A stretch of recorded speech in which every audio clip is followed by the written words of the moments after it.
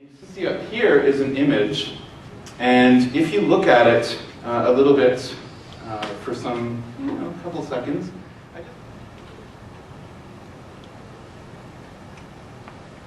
so does anything look a little out of place? Or do you feel as though it's perfectly fine? Okay. So we're starting to see a little bit of some critical thinking happening, perhaps. This guy is the sort of weird part of this image, right? If you look at the whole image, you can see Snow White, you see the dwarf's house, you see all the little animals, and most of us probably just kind of quickly accept that this image is pretty much acceptable. But when you dig a little bit deeper into this text and you look at it from a more critical perspective, you can start to notice this little inconsistency with this man sleeping there. And you may start to have some questions that raise in your mind. A, who is he? I don't remember a man sleeping in Snow White's bed. Since I started creating this talk, there has been many articles that are surrounding all of these terms. And I really didn't expect it to happen. And luckily for me, once Trump was elected, we got lots and lots and lots of material that we can start using with our learners in our classroom. Is this a new phenomenon? The answer is no. It is not a new phenomenon. We've been exposed to this our entire life, and long before you were born, people generations before us were exposed to these types of things as well. And you might not immediately think, okay, how is that possible, right? It seems to be something that's really just happening a lot these days. But in fact, if you think of propaganda, but authority, governments, different types of organizations, they all try to manipulate how we think and educate us to believe one thing or another. A particular authority usually tries, or often tries, to make a connection to how we believe about certain cultures. And here they're trying to show that while we make posters and everything that's trying to educate people as well, our enemies also do those things. Be careful. You need to be a critical reader when it comes to what your enemies are suggesting, but you need to believe us. Or why is it that we tend to fall for these things? What is it about the propaganda? What is it about the alternative facts? What is it about the news that makes us susceptible as a culture to not reading so critically and believing what's out there? So I'm going to talk about 3 factors in particular. If something doesn't really conflict with our belief system very much, then we tend to just overlook little inaccuracies about it, and we tend to just believe it. Basically, when something disagrees with our beliefs, we feel uncomfortable with it, right? So we have a little bit of a challenge to accept an evidence that's out there if it conflicts with what we already believe. Is that when something conflicts with our beliefs too seriously, we actually fight back against the truth. We have a sort of visceral, emotional response, a physical response to this conflict, and it causes us to sort of put up a wall where we don't want to actually accept new evidence and things that conflict with how we already believe. But when a set of claims matches our perceptions of what they already are, as I said, we tend to overlook these little inaccuracies without being very critical about it.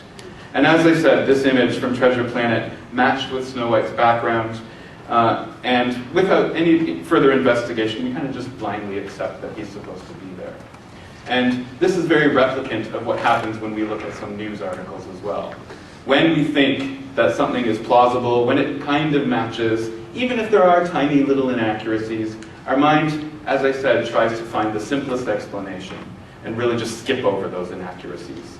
And those are the types of things we as teachers need to be aware of and try to help our learners to see as well.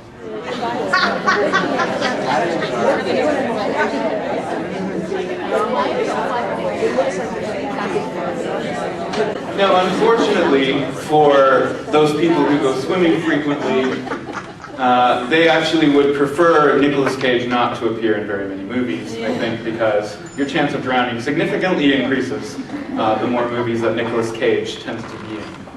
And this is an example of a type of trickery, right? A type of thing, a manipulation of statistics that happens.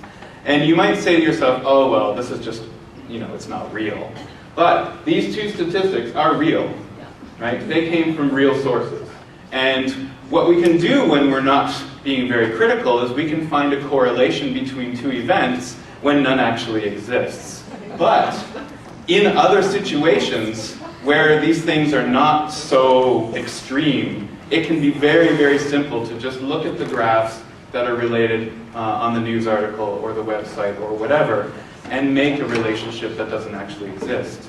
Our learners who are learning a second language, who are getting this information from what they perceive to be an authority, may make a connection that doesn't exist.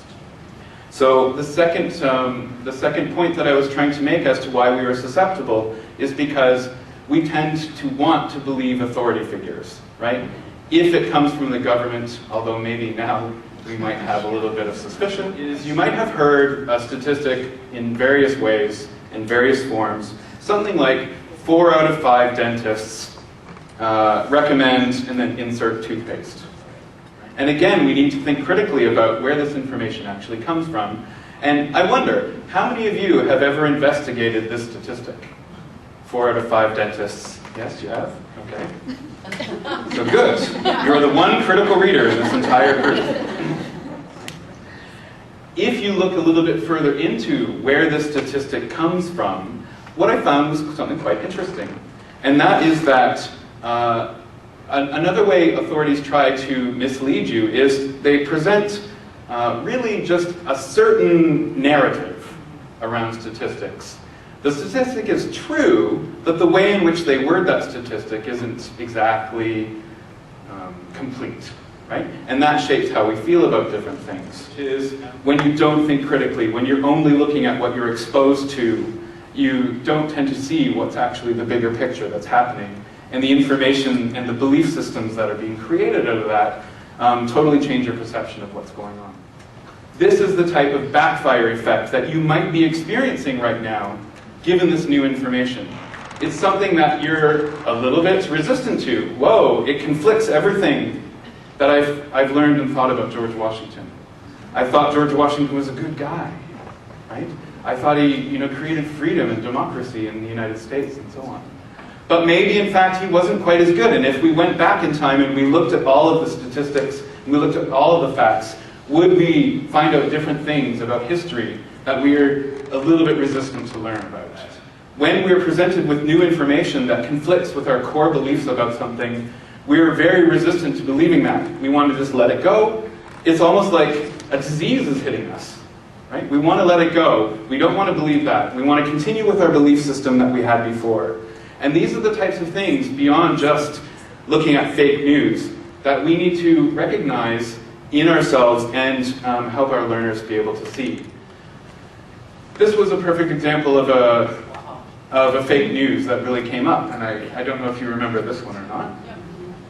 But it happened recently, and when there were 2 suspects, one of which potentially had a Moroccan sort of Muslim background, and Fox News just kind of quickly picked up on that and tried to tweet out to people that, in fact, hey, one of the suspects, might be an immigrant, and one of the suspects might kind of follow along what Donald Trump has been saying about the Muslim ban. It was very well timed. And then, in fact, Justin Trudeau and his government suggested, hey, wait a minute, that's not actually true, you need to retract this, and so on, because the suspect in mind actually was a witness in that case. And it was a Caucasian guy that was actually the real suspect.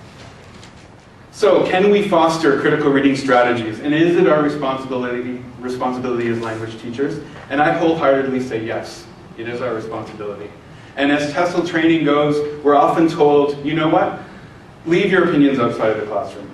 Don't bring it in. Don't try to influence your learners. Let them figure it out on their own, and so on. But I actually very much disagree with that. I think that we are the first contact many of our learners have with Canadian society. We are the place where we need to create inclusive spaces, places where LGBTQ students, where Muslim students, where any kind of immigrant student feel comfortable and can learn and make mistakes and not be berated for those mistakes. And of course, we want to positively influence perception. And what I suggest here is, in our diverse classrooms, there may be conflict a little bit between the cultures that are in those classrooms. And we need to be able to build ways in which our learners, even inside our classrooms, but also outside of our classrooms, can change the perception into something more positive so that they can spread that out and people can feel better about themselves and better about being in Canada. So, it's not all bad news. A lot of sites and a lot of places have started to respond to these ideas of fake news. Even there's courses about this. I found this one at the University of Washington. And forgive my language, but it's all about detecting bullshit. It is a credit course. The learning objectives of this credit course all talk about ways in which you can detect bullshit, how you can prevent bullshit, how you can get a credit for doing that, and suggesting that this is going to be one of the most valuable skills that you're going to come out of university actually with. So the bottom line is critical reading really does positively impact our learner ability to navigate their environment, to shape the perceptions of how they feel about themselves, and really to combat ignorance. And I think I'm going to stop there because it seems like a good time to stop. So thank you so much. Hopefully you got something out of this, and I could probably talk for 4 hours. Have a great day.